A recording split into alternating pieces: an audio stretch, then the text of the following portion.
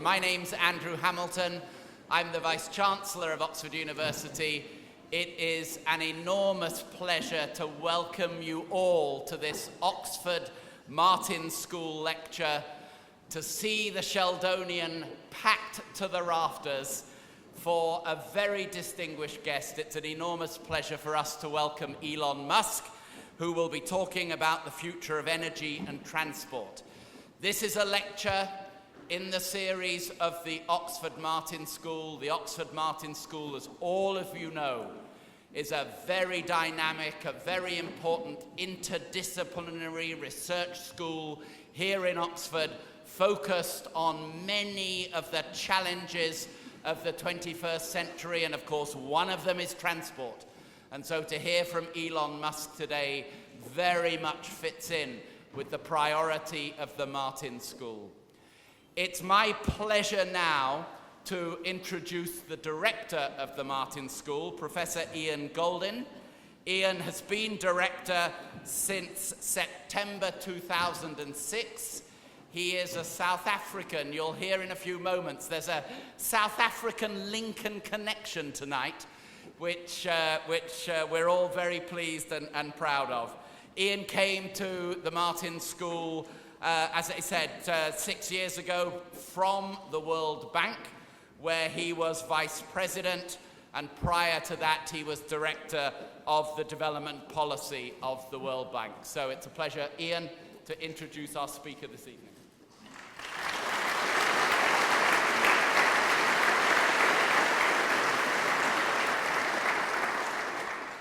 Thank you very much, Vice-Chancellor.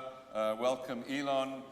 It's an enormous pleasure to bring great minds together, and that's why my job as director of the Oxford Martin School is so fun. And meaningful because we are dealing with the greatest challenges of the 21st century. In Elon Musk, we have someone who is focusing on two key areas, transport and energy. He's an extraordinary intellect, but he combines his science with the business acumen and a commitment to society which is unusual. It's the combination of not only business, but also with science and knowing what to apply it for that makes him a really special visitor tonight. An extraordinary talent with the right commitment to deal with the challenges of the 21st century. He's the engineer and entrepreneur who builds and operates companies to solve global environmental, economic, and social challenges. He's the CEO and chief designer of Tesla Motors, you'll see the car outside, and CEO and chief technology officer of SpaceX. At SpaceX, Elon is the chief designer and has overseen the development of the rockets, which have taken it now twice to the space station. They've received the $1.6 billion NASA contract to provide commercial replacement for the cargo, and as he will tell us, no doubt, they have now got a commitment as well to take astronauts. It's the most extraordinary thing visiting the factory, as I was privileged to do, and to see not only the energy and commitment of Elon and his team, but also the originality, just how much of what they are doing is original, how much they are taking away. It has taken governments before. 4 governments have achieved what Elon has achieved. Never before has a private individual done so much, so quickly for space. In addition to his work on SpaceX, as if that wasn't enough, his work at Tesla is developing a car which has now won this year the automobile and the Auto Trends Automobile of the Year. Now, for those of us that don't follow cars, this is the equivalent of winning the Grammys and the Oscars in the same year, or for us academics, 2 Nobel Prizes. It is an achievement which is quite remarkable, and having driven, he was kind enough to trust his Roadster to me. Having driven one of his cars, I felt like I was in a space rocket.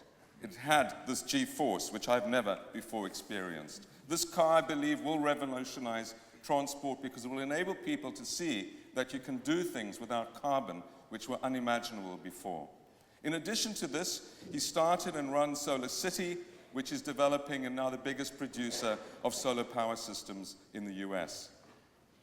He began at PayPal, which he co-founded, and all of you will know about PayPal. He became its CEO, and then moved on to these other things. The Vice-Chancellor mentioned that we have a South African connection. We went to the same high school, and we both escaped.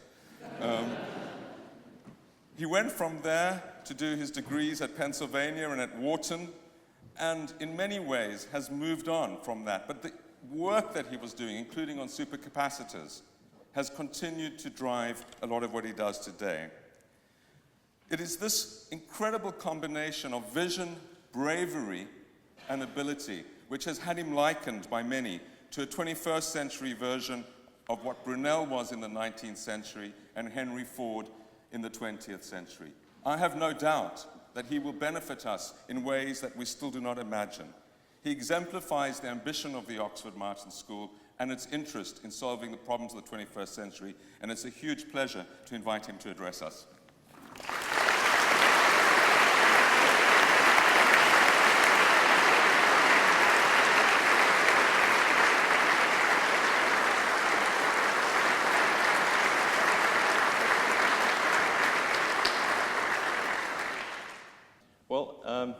Thank you very much for the kind introduction. It's an honor to be here. This is an incredibly beautiful theatre, and it's amazing to be in a place designed by Christopher Rand.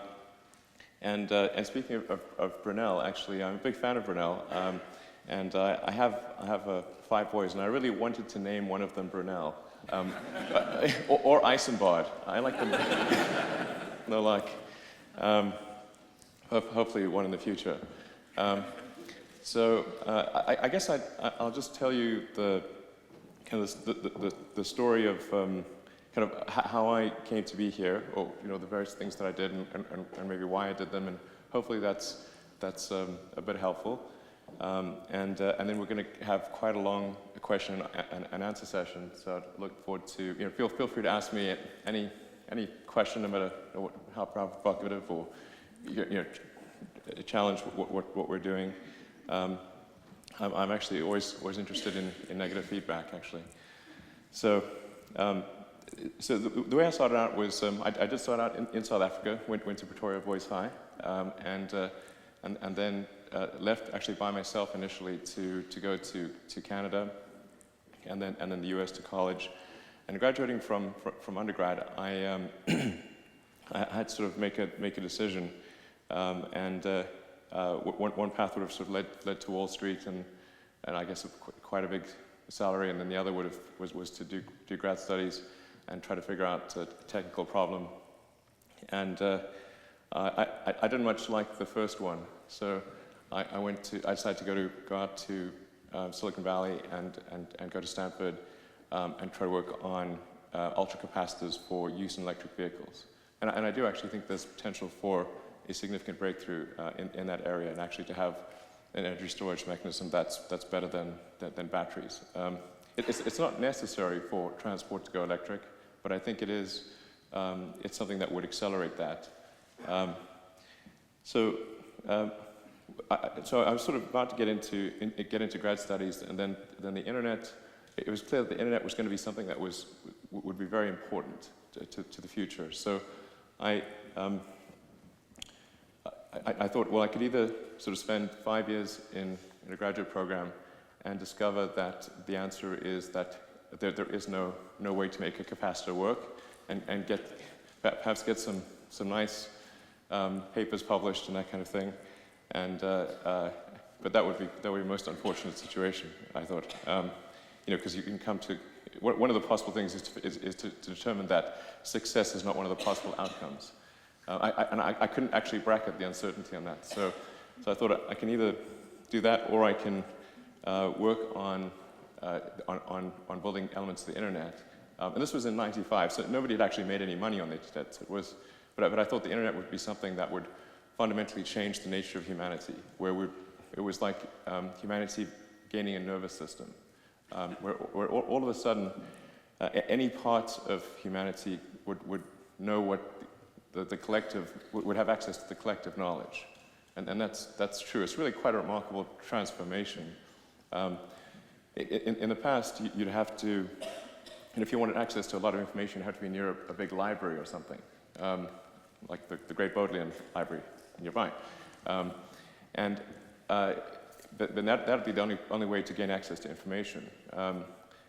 And now with the internet, with everything online, you could be somewhere in the jungles of South America, and if you've got access to an internet connection, you have access to essentially all the world's information, with a tremendous amount of analytical power behind that.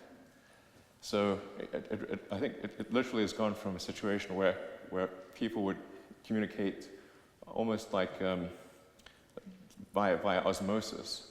If you can imagine sort of a creature, simple multicellular creature that would communicate via quite slow chemical signals. And now, any part of humanity knows what every other part of humanity does immediately. It's pretty incredible. So anyway, I wanted to be part of building that, so I decided to do a couple of internet companies, and that actually worked out reasonably well. So the first one helped bring the media companies online, and then we sold that, and then started another company which you may have used called PayPal, and that we sold for actually a larger sum of money to eBay, and that left me in the fortunate position of having the capital to pursue the two other things that I thought would most affect the future of humanity, being sustainable energy, both the production and consumption of energy in a sustainable manner, which I think is arguably the most pressing problem of the 21st century, and then the other one, which is the extension of life beyond Earth. So the one I did first was the space company, and the genesis of that is kind of interesting, because at first I didn't think that it would be possible to create a rocket company, and I thought what would really make a difference is to have a mission to Mars, a small sort of send a small payload to the surface of Mars, that would get the public excited about to reignite the passion for space exploration, such that we could go beyond what we did with the Apollo program. And I thought it was quite sad that the Apollo program represented the high watermark of human space exploration, and it was not something that I was able to witness in real time, because I was -2 when they landed. So it just seemed as though that if I thought about the future, one where we were a true spacefaring civilization out there exploring the stars and making the things real that we read in science fiction books and movies, that seems like a really exciting future that sort of made me feel good about the future, and one where we were forever confined to Earth made me feel a bit sad. So, that's really what I was trying to figure out, is how do we reverse that? And then, like I said, at first I didn't think it would be possible to create a space company, because it seemed like the province of governments. But so my first thought was, well, let's see if we can do a philanthropic mission to Mars, and get the public excited about the idea of going there, and then that would lead to an increased budget for NASA, and then we could go there. That would hopefully work. So I figured out how to compress the cost of the spacecraft and the communication systems and the payload and so forth, and then it would have been a small greenhouse about 1 meter across, with seeds and dehydrated nutrient gel that would land. You'd hydrate the gel upon landing, and you'd have this great shot of green plants against a red background. In the US, that's called the money shot. So the public tends to respond to precedents and superlatives. So this would be the first life on another planet, the furthest that life's ever traveled. And I thought, okay, well, that would get people pretty excited, and maybe they could envision people being there. And we'd certainly be able to figure out a lot of engineering and scientific data about what it took to maintain plant life on the surface of Mars. So I got through most of that, and the thing I got hung up on was the rocket. so getting there in the first place. And there were the US options from Boeing and Lockheed were simply too expensive. I couldn't afford them. And so I went to Russia 3 times to negotiate purchasing an ICBM. Of course, I mean, desperate times call for desperate measures. So, I went there. So I did 3 visits there, and at the end of it, I was able to get to negotiate a price actually. To buy 3 of these things, 3 of the largest ICBMs in the Russian fleet, but they were still pretty expensive. And by the 3rd trip, I actually came to the conclusion that I was operating under the wrong premise. That I was actually mistaken about the willingness to send people to Mars to expand the space frontier, and it actually. In retrospect, it was quite silly of me to think that people were not interested in such a thing or had lost the will to do this. In fact, people had really thought that it's not possible or not possible for an amount of money that wouldn't materially affect their standard of living. So I came to the conclusion that even if we succeeded in doing this mission, that wouldn't be enough. That would perhaps add a little bit more to the will to do it, but it wouldn't make it clear to people that there was a way. And this is a case of sort of almost the opposite. I think if you can show people that there is a way, then there is plenty of will. So after that 3rd trip, I'd learned a lot more about rockets at that point, and I held a series of meetings, just sort of brainstorming sessions with people from the space industry to try to understand if I was missing something fundamental about the ability to improve rocketry.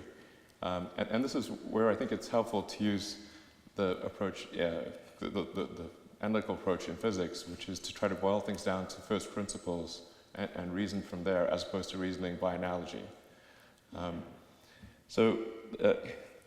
And the way this applied to rocketry was to say, okay, well,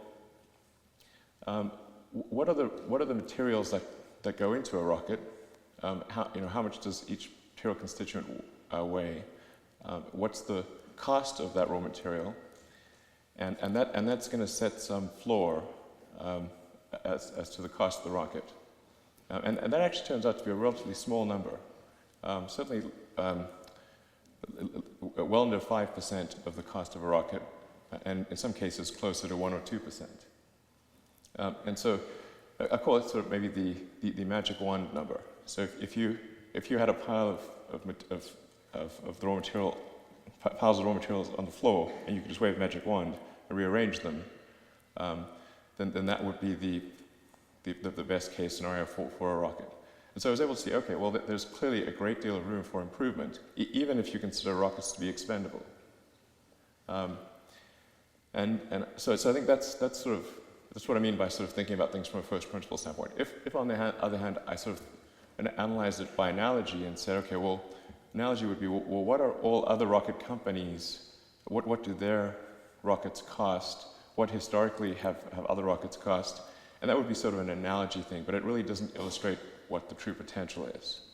And so I think it's sort of a first principles approach is a good way to understand what new things are possible. So this is a good framework. And it doesn't mean you'll be successful, but at least you can determine if success is one of the possibilities. That is important, I think. So started SpaceX, and initially I had decided to make a small rocket called the Falcon 1 that was capable of putting about half a ton into orbit. And this did not go smoothly. I just want to...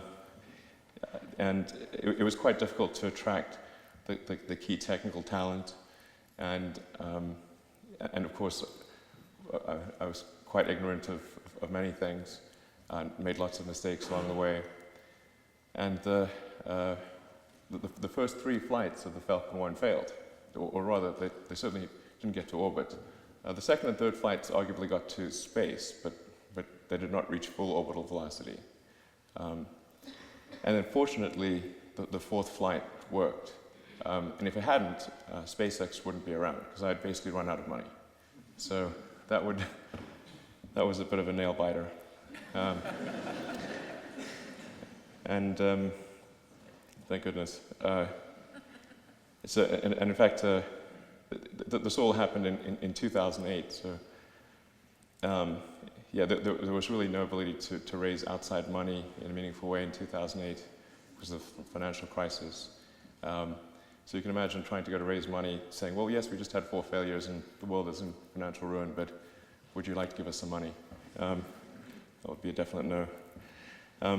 So fortunately, that succeeded, and we were able to go from Falcon 1 to begin designing the Falcon 9, which is an order of magnitude larger vehicle, and in fact has more than 20 times the payload. So it's got a payload to orbit of over 10 tons, and that actually has gone a lot better because we had the experience of Falcon 1 to go by, and part of the reason we started with Falcon 1 was because I thought we would make a lot of mistakes, and if we're going to make a lot of mistakes, then it's best to make those mistakes at a small scale rather than at a large scale. And that seems to have worked, because going to Falcon 9, we've had 4 flights of Falcon 9, and they've all 4 of them have been successful. So I think that principle seems to have worked reasonably well. Touch wood and all that. Flight 5's coming up soon.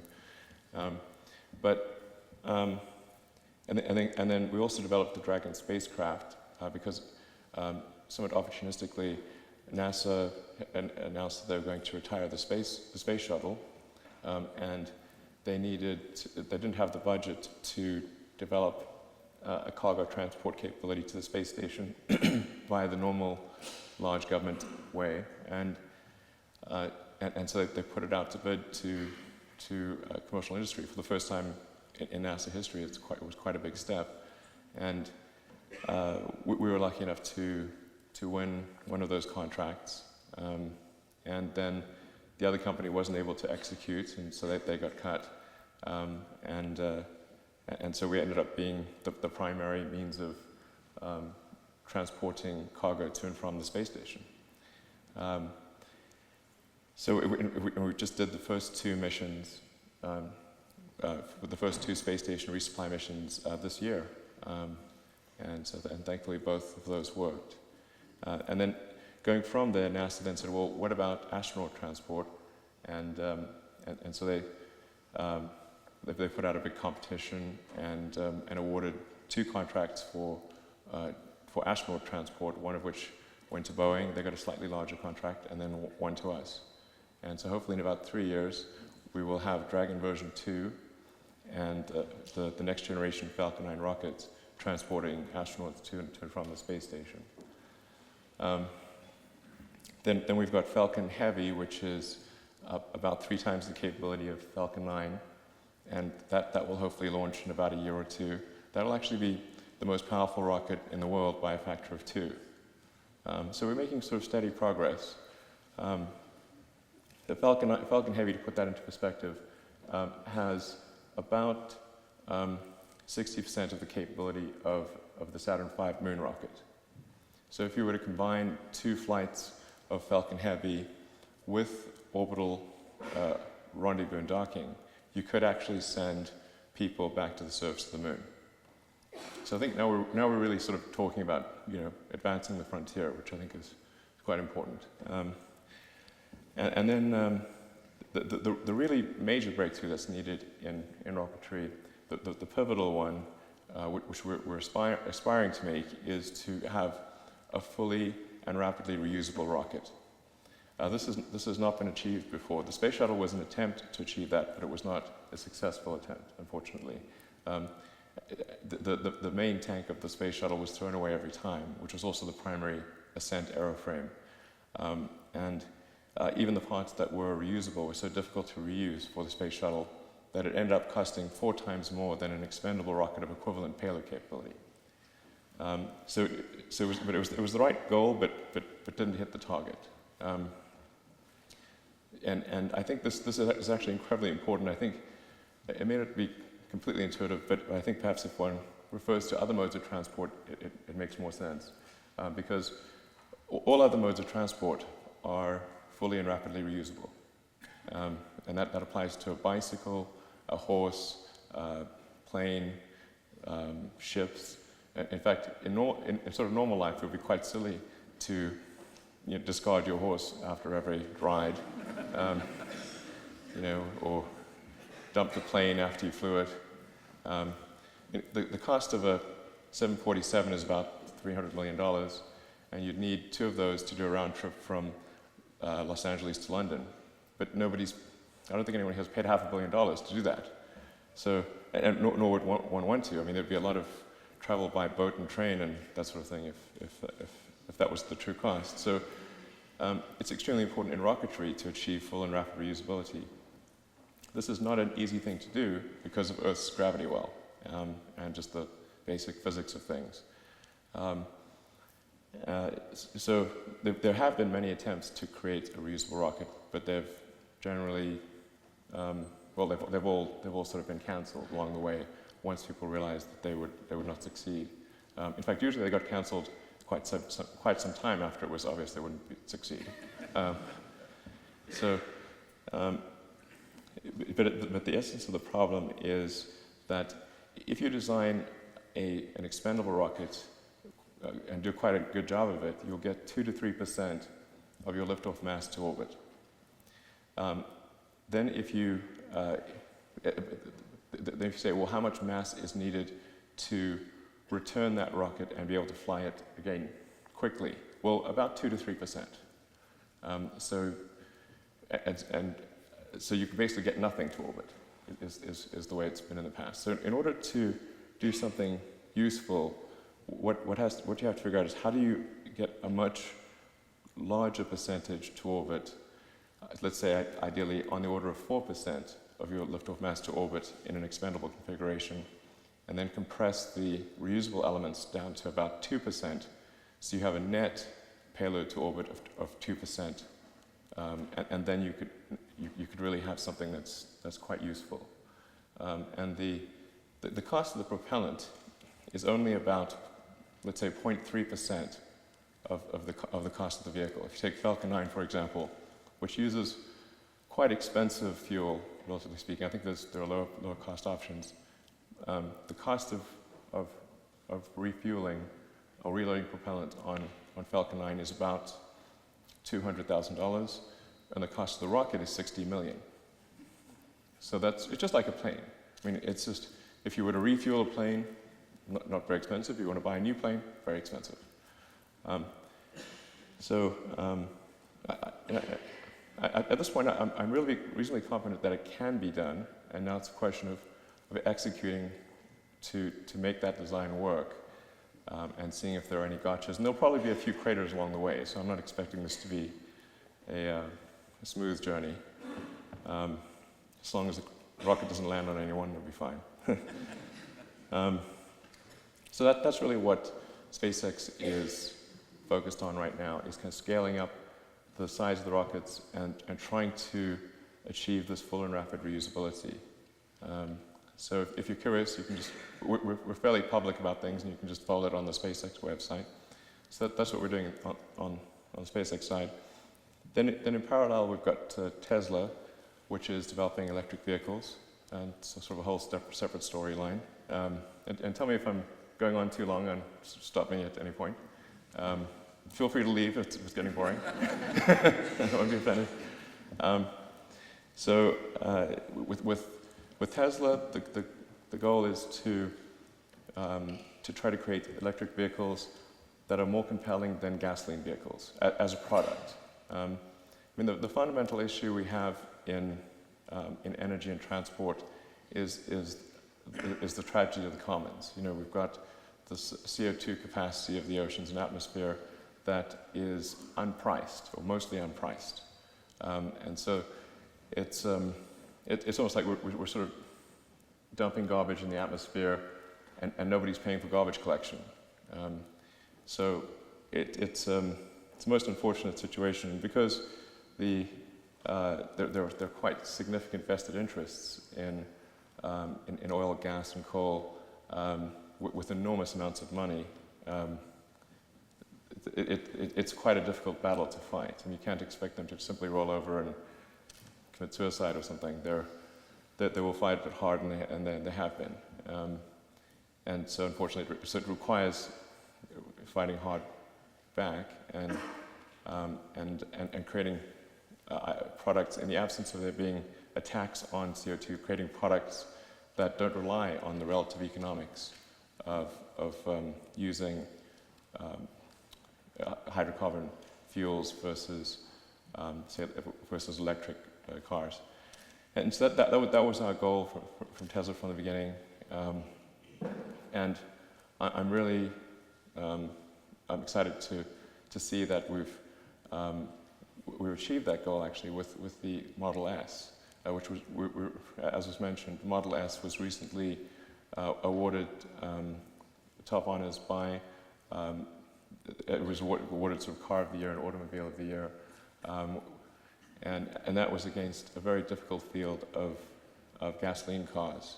And so I'm hopeful this will be seen as a pivotal moment in transport where people finally appreciated that an electric car could be better than a gasoline car. And then going into the future, our goal with Tesla is to keep refining the technology, increasing the scale of production, and make a mass market electric car that almost anyone can afford. That's step 3 on the strategy. So step 1 was a high price, low volume. Step 2, mid price, mid volume. Step 3, low price, high volume. So we're sort of at step 2, and now we want to progress to step 3 as soon as possible. And we did get quite a bit of criticism at Tesla for creating the Roadster, which we did in collaboration with Lotus. And people were complaining, well, why are you making this expensive sports car? And with the implication that we felt there was a shortage of sports cars for rich people, and we're racing to meet that unmet need, you know. So the real reason is that any car that we make at low volume, which is the first version of technology, is going to be expensive. It didn't matter what that car looked like. So we could make something that looked like a very standard, sort of Toyota Corolla or Ford Fusion or something like that, and it would have cost, say, $70,000. But nobody will pay that for what looks like a mid-size economy sedan. They just won't, or very few people would. But people are willing to pay $100,000 for a fast sports car, and so that's why we started off at that level.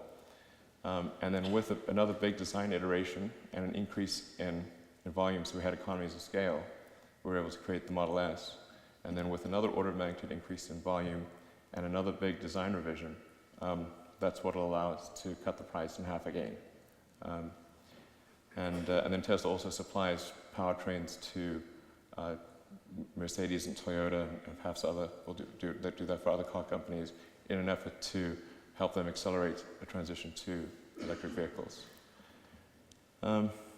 So that's Tesla and SpaceX, and I should mention certainly SolarCity, because one must generate electricity in a sustainable way as well as consume it in a sustainable way. And people will say, well, what don't electric cars create pollution at the power plant level? It should be noted that for any given source fuel, it is always better to generate the power at the power plant level and then charge electric cars and run them for any given source fuel, because power plants are much more efficient at extracting the energy than internal combustion engines in a car. They're at least twice as efficient and usually more like 3 times as efficient.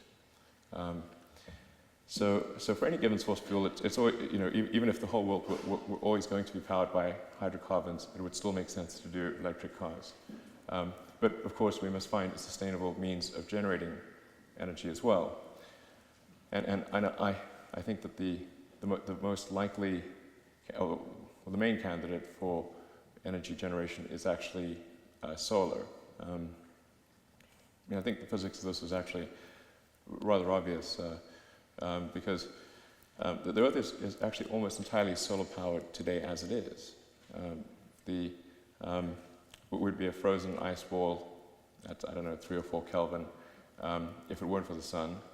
And our entire system of precipitation is powered by the sun. The ecosystem is almost entirely 99.999% powered by the sun, except for some chemotrophs at the bottom of the ocean. So that's, it's rather obvious that I think one should try to take a little portion of that energy, and it's actually not much, and convert that into electricity for use by society. So I'm quite confident that solar power will be the single largest source of energy, or electrical energy, for humanity in the future, and it will be combined with other things, of course, such as hydropower and geothermal, and I actually think nuclear is not a terrible option, as long as you're not located in a place that's susceptible to natural disasters. That's also, I think, defies common sense. But so as long as there aren't huge earthquakes or sort of weather systems that have names coming at you, then I think nuclear can be a sensible option. And there are much safer and better ways of generating nuclear energy, I'm talking fission here, than existed in the past when nuclear reactors first came out. And then at some point in the future, it'd be nice to make fusion work, of course. That would be quite good. But in the meantime, I think indirect fusion, being solar power, is a good thing to do. And so that's what SolarCity is doing, is really trying to improve the economics of solar power. And they're doing a great job. I don't run the company, so the credit for SolarCity really goes to the two key guys who run that company. But they're doing a great job of really accelerating the adoption of solar power in the United States. And hopefully they'll come to the UK as well. So that's about it. So we can go to Q&A.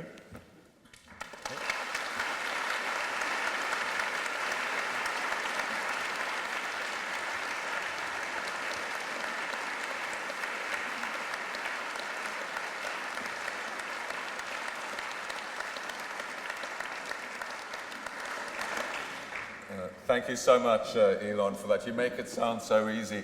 If only a small fraction of us could achieve that in our lifetimes, I think we'd be absolutely delighted. But thank you, too, for agreeing to take questions and answers. I know that's what you really were looking forward to today. So we have a roving mic. We have some time. And please keep your questions clear and concise. To Elon. I'm afraid there's no microphones at the higher level. It's going to be difficult for the people carrying the roving mic to get up to the higher tiers. So if you want to ask a question, come down to this level of the Sheldonian. Who'd like to go first? Lord Rees over here. Well, amazing talk. Can I be greedy and ask two questions? Absolutely. One of the constraints on both your projects is the energy isn't concentrated enough. Batteries can't store energy as densely as liquid fuel, and even liquid fuel isn't dense enough to have an efficient launch into space. Right. So I wonder if you could speculate on that. And the second question I wanted to ask is about robotics in the future. I guess even though you can have a driverless car, people still want to drive the Tesla themselves. Yeah. They won't want to leave that to a robot. But do you think that the advance of robots is going to change people's perspective on manned space flight? So energy concentration and the role of robots. Yeah, absolutely. In fact, the energy density, basically the amount of energy you can store in a given amount of mass or volume, has been a fundamental constraint on electric cars for a while, and then that's paired and correlated to some degree with the cost per kilowatt hour, the cost of storing that energy in a car. Now, with the advent of lithium-ion technology, that I think is really what enabled a compelling car. And lithium-ion batteries continue to improve. It's sort of a roughly, on average, maybe 8 or 9% per year, which, when compounded over several years, ends up being a meaningful improvement.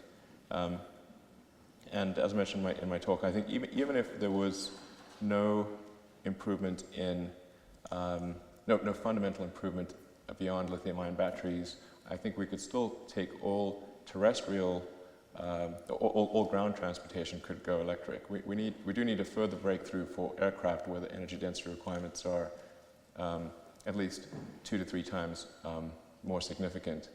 But even with current generation lithium-ion, I think we could go to mass market with ground vehicles. And in fact, our focus is really more on reducing the cost of the battery pack than improving the energy density. So I think we're actually in a pretty good spot. And I actually now am reasonably optimistic that there will be a breakthrough in high energy density capacitors. I mean, it's sort of interesting if you do the sort of do the basic physics on the energy density potential of a capacitor, using naturally occurring materials, it's quite hard to beat lithium-ion batteries. But if you can figure out a way to make sort of unnatural materials, I suppose, that are accurate to the molecular level, then I think you can actually have some fairly significant breakthroughs. And that was actually developed. The ability to do that was developed in the photonics arena, and applying the sort of photonics breakthroughs to capacitor technology is what has the potential for a really big breakthrough there. So I think we may see something on that level, but it isn't totally required for cars. For rockets, well, there's no way to make a rocket electric, that's for sure. Unfortunately, Newton's third law is it cannot be escaped. I think, maybe, I mean, certainly, there'd have to be a few Nobel Prizes awarded if there was some way to get around it. That would be really, really convenient. But I do think it's possible with a really efficient combustion rocket to achieve the settlement of Mars. I think we'd probably want to switch to methane. I think it's really methane or hydrogen are kind of the two best choices there, and probably slightly leaning in the direction of methane because it's easier to handle than hydrogen. Methane is just CH4 versus H2, and both can be produced on the surface of Mars, which is important. Yeah. In fact, I should say that I'm quite confident at this point that it is possible to create a self-sustaining civilization on Mars using only a methane or hydrogen-based launch system, and it needs to be a fully reusable methane or hydrogen launch system. It can be done, and the key thing I was trying to figure out was, with volume, is it possible to get the cost of moving to Mars down under $500,000, which I think is, I mean, one can argue about the exact threshold, but I think that's about the threshold at which enough people could save up money and move to Mars. You know? I mean, that's how America got created, basically. And come back if they want. If they don't like it, of course, you get a free return ticket. There's sometimes a debate about going to Mars one way and whether that makes things easier. And I think for the initial flights, perhaps, but for long term, to get the cost down, you need the spacecraft back. Whether the people come back is irrelevant. But you must have the ship back because those things are expensive. So anyone who wants to return can just jump on. That's. But until a few years ago, I wasn't sure that success was one of the possible outcomes, and now I'm quite sure that success is possible. Of course, there's a long way between possible and making it real, but I believe it is possible. And robotics. And then robotics, right? I think one can accomplish a lot with robotics. I do slightly worry about if robotics get too good, what's the point of us? I think either robotics get so good and there's not much point to us, I guess, I don't know, or they're not as good as us, in which case we need to go. And I'd advocate the second. Hopefully the future there's not some sort of AI apocalypse. Yeah. Great. I'm sure we'll come back to that. Who'd like? Yeah, the gentleman over here. Good evening. Thanks for taking questions. I just had two brief questions, one on Tesla and the second one on SpaceX. I was wondering if you're familiar with the Sabre engine, the hybrid engine, which is, there's a team of hardworking Rolls-Royce engineers working on it in the Oxfordshire cluster at the moment. It's a hybrid engine that breathes air on the way up. Oh. And you talked about it earlier in your talk, that you're specifically looking at reusable space delivery vehicles and rockets. So that was the SpaceX one. And the Tesla one was, what happened to the original Tesla prototype, the Mule 1? Yeah, well, we still have the original Mule 1 of the Tesla Roadster. Here I should give credit to a small company in Southern California called AC Propulsion that had a vehicle called the T0. So our very first Mule was really taking a Lotus Elise, kind of jamming a AC Propulsion powertrain into it, and then sort of making it drive. We originally thought that, well, it would be. This is another example of making some mistakes, sort of dumb mistakes, but the thought at the beginning with Tesla was to use AC Propulsion's powertrain and the Lotus Elise and get to market fast with an electric car. As it turned out, the AC Propulsion powertrain didn't really work very well and was not scalable for production. It had a lot of issues. And so we had to completely redesign the powertrain. And then the Elise, because our car ended up being 50% heavier and had different weight distribution and load points, we invalidated all of the crash structure and had to completely redesign the chassis. And in the end, I think about 7% of the parts were in common with an Elise. So almost nothing. But we actually inherited some of the limitations of an Elise. So. Okay.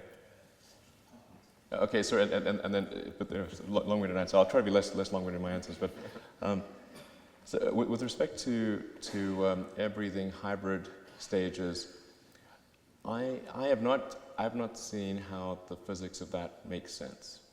There may be some assumptions that I have that are incorrect, but really for an orbital rocket, you're trying to get out of the atmosphere as soon as possible because the atmosphere is just thick as soup when you're trying to go fast, and it's not helped by the fact that the atmosphere is mostly not oxygen. You know, it's sort of 80% nitrogen. So mostly what you're air breathing is chaff, not wheat. And having a big sort of intake is like having a giant brake. So the braking effect tends to overwhelm the advantage of ingesting 20% oxidizer. So you could just make, say, the boost stage 5 to 10% larger and get rid of all the air-breathing stuff, and you're done.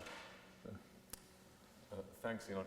The gentleman down here, I should say that this is being filmed, so if any of you don't want to be filmed, either don't ask a question or else tell the people who are filming up here afterwards that you'd like your questions extracted, but the assumption is that you're happy to be on record. Good evening. With the new technologies that has made the availability of shale gas really cheap, and with the boom of the US energy sector, do you think there'll be a limitation in the development of sustainable energy in the coming decade because of the new energy boom that US is facing right now? Yeah, that's a good point. Obviously, new technology and innovation can have a downside, and one of the downsides is the ability to extract far more hydrocarbons than we thought were possible, including, once you start getting into deep methane or deep natural gas, you're actually tapping into things that are not related to dinosaur fossils. Methane is a naturally occurring gas. There are places in the solar system where where the atmosphere is primarily methane. So it does not require organic origin. So if we dig too deep for methane, we're actually going to a level that has never been seen before, not even in the very earliest history of Earth. So that's very dangerous, I think. But that's why I think it's important for electric cars to be able to compete without economics being a factor. But I think it is very dangerous to be extracting vast quantities of hydrocarbons from deep within the Earth and putting them in the atmosphere. Sooner or later, something very bad will happen, and yeah, it's just. There are a lot of people, particularly in the U.S., who are vehemently against electric cars and sort of sustainable power. It's quite difficult to reason with them, actually. And they'll say, well, some scientists don't think it's a problem. And I'm like, well, okay, you can find some number of people that will disagree with anything. This actually reminds me of the tobacco industry, where for the longest time they were actually complaining that you'd see ads where they claimed tobacco was healthy for you. I mean, hard to believe these days, but and then there were these reports where there seemed to be some correlation between lung cancer and smoking, and they're like, oh, our scientists have conducted experiments and they show there's no relation at all. It's complete nonsense, and so it got to the point where almost any reasonable scientist would say that yes, of course, smoking causes lung cancer and all sorts of other bad things. Not definitively, but it's extremely likely. And yet the tobacco industry would still say, oh, scientists disagree because 1 or 2% of the scientific community didn't feel that way. And that's kind of, and then the public just hears scientists disagree. They don't hear 99% of them think it's stupid. Yeah, so it's definitely a tough thing, and hopefully hopefully that transition occurs before it's too late. There's already quite a bit of momentum in the direction of climate change, and accelerating the removal of hydrocarbons from the crust and placing them in the atmosphere is I think, just very unwise. So anyway, that's why I think it's the biggest problem of the 21st century. So. The gentleman there, yeah. You're an incredibly successful and very modest man, but my question's about failure. I don't know about modest. I think we'd all think you're modest. So. My question's about failure. So I was just wondering, what are you trying at the moment, or what do you think you'll attempt in the future that you're not expecting to succeed at?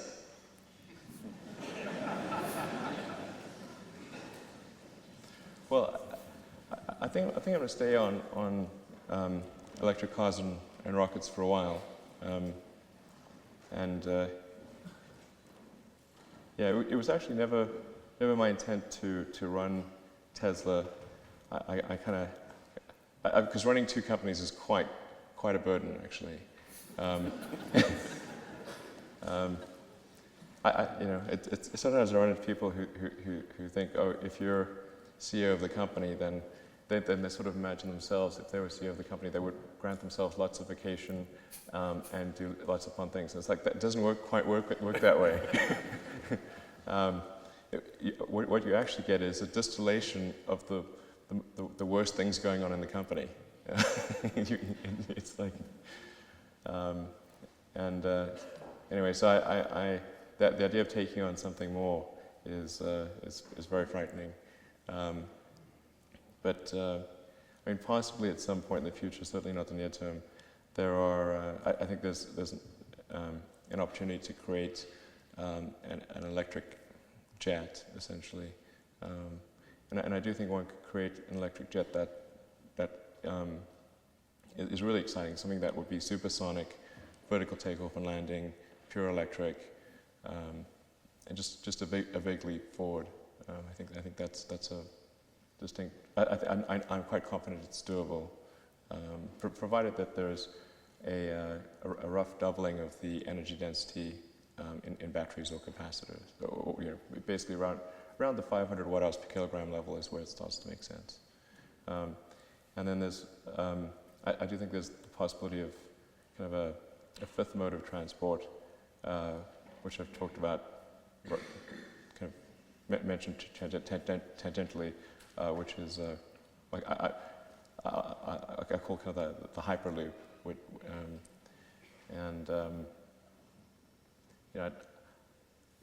I'd like to sort of publish something about that maybe in the next month or two, once Tesla's at steady state production, and I want to flesh it out a little bit so that and pre-address some of the rebuttals that people will come up with, rather than just sort of put it out there and then have the rebuttal occur and have an unaddressed rebuttal.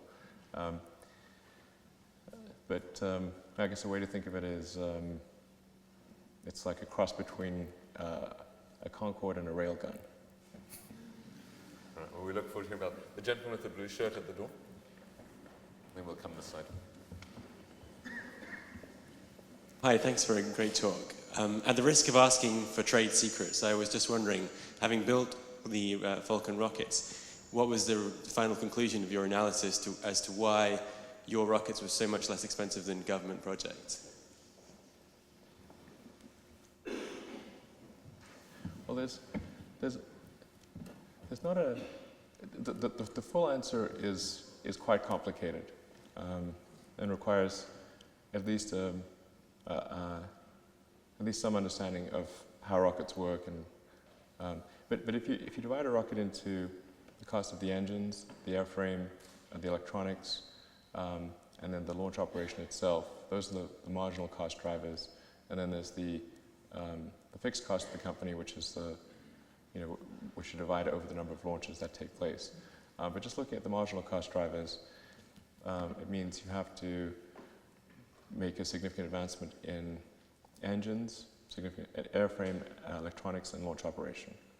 In fact, it would be easy to point out one of those areas, but success in one of those areas would only have a small effect. So let's say you had free engines. Well, that would only reduce the cost of the rocket by probably 30%, the cost of launch by 30%. And so that's not much, that's not a huge breakthrough. Or free electronics or free airframe. You actually have to compress all of them quite a bit. And then, like you said, you have to make them reusable. I can give sort of an example, an illustrative example in the airframe that may be helpful. The normal way that a rocket airframe is constructed is a machined isogrid. And that's where you take high-strength aluminum alloy plate and you machine stiffeners into integrally machined stiffeners into the plate. And I apologize, this is going to go a little slightly technical, but imagine you sort of have a plate of metal and you're just cutting triangles out of it. And that's normally how rockets are made. And most of a rocket is propellant tanks. These things have to be sealed. So they have to maintain pressure and everything, and they have to be quite stiff. So that's normally how it's done. Then the approach that we took is rather to build it up. And to start with skin sections and friction stir weld stiffeners into the skin sections.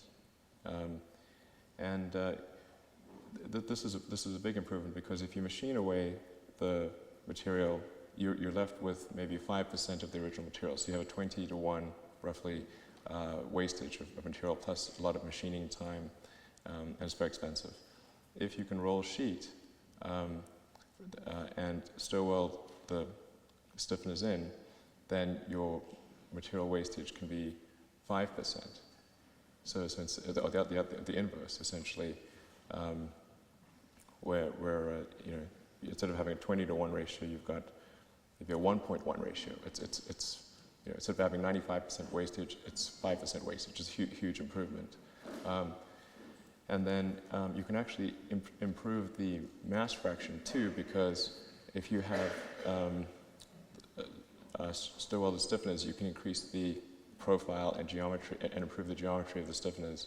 So you can have something which is, say, 5 centimeters tall, whereas if you machined it from a plate, it would be limited to the thickness of the plate, which may be 2 or 3 centimeters tall. So you actually end up with something which is both more advanced and in that it is better mass fraction, but it is also a fraction of the cost. That's one example, but there are many such things. I saw one of the most amazing 3D printers when I visited you as well. Oh yeah, it's good for prototyping. Malcolm McCullough, who runs our Getting Carbon Out of Transport group in the Oxford Mountain School. So Elon, the question I have for you is to say that we can see that our society is going to go through a major change because of the climate issue and the carbon problem that we have. And looking back in our history, South Africa went through a major change. One of the key enablers to that was the scenario work with Clem Sutner, where they had the high road and the low road scenario. And that enabled people to envisage what would be a good outcome and what would be a bad outcome. Right. What is your good outcome with the climate change challenge? How would you envisage what a good world would look like with this climate change challenge? Well, I think the thing we need to do is the best thing to do to achieve that would be a carbon tax. So I think if we were to just, the market system will work extremely well if it has the right information to work. So if we just apply a tax to carbon and then dial that up according to whatever achieves the target maximum carbon proportion in the atmosphere, that's I think the right way to go. And countries really need to act unilaterally. People can't have this thing, well, if such and such country isn't doing it, I'm not doing it. Well, okay, set a good example, and hopefully over time other countries will fall in line or get ostracized. So I think that's probably the smart move, and then we can avoid there's no need for subsidies and special incentives, which are really a backwards way of trying to deal with the lack of a carbon tax. So I think in the good scenario, the best possible scenario would be that something like that is instituted. And we're still going to have a significant increase in the carbon in the atmosphere. Temperatures are still going to rise, sea levels will rise. There will be, but it should be, I mean, the Dutch can manage, with their probably a lot of dike companies there's a lot of opportunity in the dike business, I think. But I think if we take out action reasonably soon, we can avoid a calamitous outcome. If we only take action, say, towards the end of the century, then it's going to be extremely bad. I don't think people quite appreciate the fact that there's the momentum of the climate, of climate change. It's like even if you stop now, even if we immediately stopped all carbon production, the momentum will still carry forward and increase the temperature, raise water levels, make storms more powerful, all those things. I'm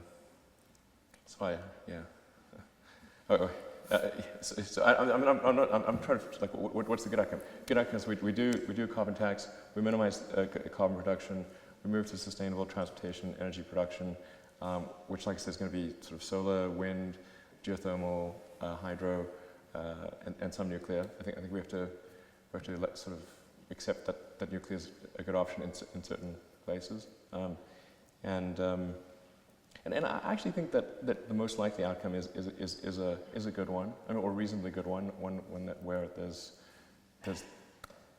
damage, but we recover. I actually think that will occur. So I'm quite optimistic about the future. Not suggesting complacency in the least, but I'm optimistic about the future.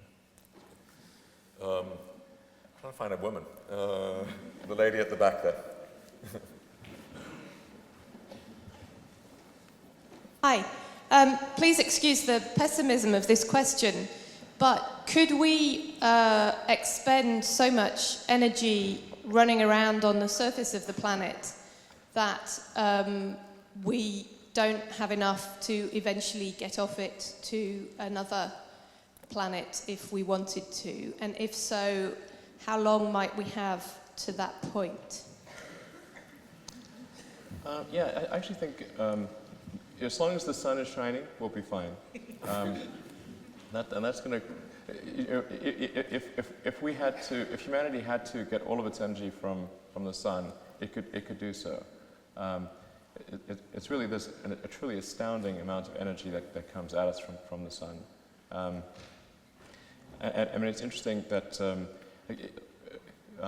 if you took the land area used by nuclear plants, including the stay-out zones and everything, and said, okay, what generates more power, the nuclear power plant or just covering it with solar panels? In most cases, it's solar panels. Just the area used by the nuclear power plant in solar panels would generate more energy, because you actually have to have a big stay-out zone. You can't just put a nuclear power plant out in the suburbs and with a bunch of people around it. So you have to have this big clear zone, and so they use a lot of area. But just to give you just a sense of how much power can come from the sun, this is literally true what I've just said. The gentleman with the red jumper there. Hi, thanks very much for your talk. I think you're a visionary. So you talked earlier about setting up a sort of colony on Mars, and you've talked before about hopefully retiring onto Mars. My question is just why Mars, right? So people have talked about upper atmosphere of Venus or various moons. So like why? Definitely not Venus. Why? Okay, yeah, but like why Mars? Oh. So. Oh, okay. So just by process of elimination,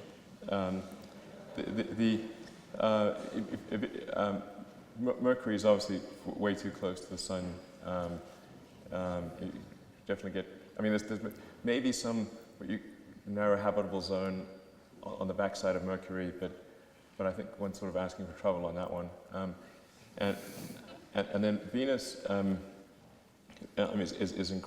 Venus would be a lesson for what Earth could become, in a worst-case scenario, which is sort of a superheated, high-pressure, in the case of Venus, acid bath. So it's literally a high-pressure, high-temperature acid bath. So definitely not a good place to make another. I think the most that any probe has even lasted on Venus is measured in hours. And then the Moon is close, but it's really a small rock, that's just circling Earth with no atmosphere, very limited amounts of water ice that are sort of in very permanently shadowed craters, and and then it's got a 28-day rotational cycle, which isn't great for plants. So it would be quite tough to make a self-sustaining civilization on the moon. So then coming to Mars, Mars is definitely a fixer-upper of a planet. It's not perfect, but feasible. I mean, it's got a rotational period of 24.5 hours, so remarkably similar to Earth. It's got just under half Earth's gravity, so it's a lot closer gravitationally. It's got a lot of water ice. So almost all of Mars has water bound up in ice form in the soil. The soil has turned out to be non-toxic based on probes that we've sent there, so you could theoretically add, if you had a greenhouse and some fertilizer and you just sort of warm things up and pressurized it a little bit, then you could grow plants on Mars. And Mars has a CO2 atmosphere which plants like to consume. So plants consume CO2 and on net exude oxygen. So I think it's very, very doable to create a Mars base, self-sustaining Mars base, and then ultimately terraform the planet to make it like Earth, so we could just walk around outdoors. It'd be obviously a longer-term project, but it is within the realm of possibility. And then, of course, going beyond that, you're going to like Jupiter and gas giants, and you could potentially do something on the moons of Jupiter or Saturn, but that's way harder than Mars. Alex Halliday, who is the head of maths, physics, and life sciences in Oxford, also a geophysicist. So I loved your talk and look forward to talking more. NASA and ESA, and NASA in particular, has done a huge amount to transform our understanding of the solar system through wonderful planetary missions. The Apollo program, even though it had a political and military dimension to it, was persuaded at the late stages to actually bring some rocks back, which totally transformed our understanding of the inner solar system through those samples.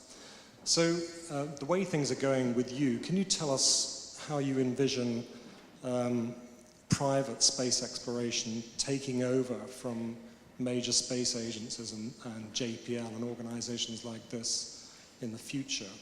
With this move towards privatization, how are we going to be able to address scientific priorities as opposed to commercial priorities in solar system exploration? Sure. I think space exploration is going to be a mixture of private and government activities, and in fact, for SpaceX, there are many things we want to do to enable scientific missions and enable NASA and JPL to be able to, and ESA and others to do much more for a given budget. In fact, we've had a number of conversations with JPL, which is located quite close to SpaceX, about using our Falcon rocket and Dragon spacecraft, because the version 2 of the Dragon spacecraft will have propulsive landing capabilities. So version 2 of the Dragon spacecraft will be able to land on any liquid or solid surface in the solar system. So there's the potential to turn that into a generalized science instrument delivery platform for anywhere in the solar system. And then, if you conceivably, one could figure out how to do a sample return. If you were to land Dragon and have a smaller sort of sample return rocket housed within the Dragon spacecraft that could return some Martian regolith, that would be pretty cool. So we're exploring some ideas there, and I think we'll see at least some science missions being done in the future, maybe a lot of them. It's still at the early stage. We do have we have Jason 3, which is a joint NASA ESA mission that's going to be launched on one of our rockets in about 2 years. And then, of course, we're resplying the space station. So I think it's going to be a mixture of government and commercial. I'm for whatever means will make it happen. So I'm not, hard over on commercial or government. I'm just whatever works for all practical purposes. Lillian Martin here. Is it too early to think about establishing some, not rules, but some attitude toward the commons? Let it be common, because you know that the entrepreneurs are going to go and try to mine things there. There are many valuable minerals and things on Mars. And to keep it from being exploited, what kind of thinking do we have to do now? Well, I don't think it's going to be economical to mine things on Mars and then transport them back to Earth, because the transport costs would overwhelm the value of whatever you mined. But I mean, there will likely be a lot of mining on Mars that's useful for a Mars base, but unlikely to be transferred back to Earth. I think the economic exchange between, say, a Mars base and Earth would be mostly in the form of intellectual property. Anything that can be transmitted by a photon. I think that's the most likely exchange of things that will occur. Yeah, I mean, so I don't think we need to worry too much about sort of exploitation of Mars. Essentially, it's I mean, that would be a high-class problem to deal with, that's for sure. Okay, lots of hands up the back. The gentleman with. Hello. Just want to ask two quick questions real quick. We've been having a lot of argument about the food versus fuel debates. I just want to get your take on the use of biofuels as a means of transportation. And also, the use of electric cars is most likely to put some sort of strain on the electrical grid of our cities. I just want to ask what kind of adaptations you would like to see done to the transmission grid. Sure. I'm not the biggest fan of biofuels because I think it's difficult. Again, I try to look at things like just calculate the basic physics of it. I mean, really elementary stuff, and say, okay, well, what percentage of the incident sunlight is bound up in usable chemical energy, and then once you have that chemical energy, how much of that is then translated into electricity? And you have to compare, of course, that total efficiency with just having solar panels. And I mean, unless I've made some really dumb mistake, which is possible, but you're about 100 times off with biofuels. I mean, at least 2 orders of magnitude. So essentially, what it boils down to is how many. What's your watts per square meter of electrical energy generated with the best case biofuel? I'm not talking about like take every assumption and maximize it. So don't worry. Don't say, oh well, maybe there's somebody could invent something better. Say, what is the best? Just envelope the whole thing, and say you had unbelievably efficient plants. Maximally efficient. I mean, you can't violate any laws of thermodynamics, but like assuming you're at the limit of the laws of thermodynamics in all those cases, and biofuels, at least for terrestrial, land-based biofuels, there's no way this makes sense. You end up being around maybe 0.2% efficient, whereas in turning sunlight into electrical energy, whereas commercial solar panels are 20% efficient. So why would you ever do biofuels? And then it's not as though there are large swaths of arable land unused. So you have to say, well, if you go with biofuels, it's going to either result in wilderness being cultivated or an increase in food prices. And then you can also say, is it possible, if you stopped all food production in the world to generate enough energy to meet the world's needs? And you could probably, that's about right, actually, if you stopped all food production. You could just about meet the world's energy needs. So now there is a possibility of ocean-based, because Earth's surface is mostly ocean. So if you could find a way to, maybe some sort of ocean algae-based solution where you're unconstrained by surface area. Although I still think you'd have to compare that to a bunch of floating solar panels, and I think you still lose on floating solar panels. So I can't see how it would make sense. Sorry, what was the second question? The question. The electricity grid. Exactly. At some point, there will need to be improvements to the electricity grid, but because there's a huge disparity in the peak energy use during the day and the energy use at night, and most charging of electric cars occurs at night, and we have quite a strong empirical basis for concluding this, because we can look at all of our customers and plot their energy usage, and it's very predominantly at night. It's just basically just like your cell phone. You go home, you plug it in, and it charges overnight. And there's the electricity grid has to be sized for the worst second of the worst day of the worst year, with some power plants not functioning. That's how electricity grid should be sized. Sometimes it doesn't work out that way, but and so most of the time you have huge amounts of excess capacity, and so in the US there was a study done. You always have studies done on all sorts of things. Some are complete nonsense. I love the word studies say. But I think the study is actually probably accurate, that you could replace about 70% of the passenger miles in the United States, at least. I'm not sure how to apply to Britain, but 70% of the passenger miles with no changes to the grid, assuming charging occurred predominantly at night. And then if you combine that with increased use of solar panels on houses and businesses, so you have localized power generation.